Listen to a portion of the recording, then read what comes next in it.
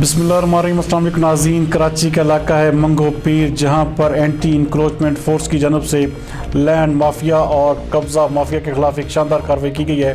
ہمارے نمائندہ خصوصی سندھ جاوید ابراہیم منگی کے مطابق منگو پیر کے چھوٹے چھوٹے علاقوں دے بالکانی، دے جام چکرو اور دے بند مراد میں S H O zone 1 anti encroachment force Karim Bakhsh کی سپرویژن میں 48 ایکڑ کی زمین قبضہ مافیا سے خالی کروائی گئی ہے۔ خالی کرائی گئی زمین کی کل مالیت 100 ملین بتائی جا رہی ہے۔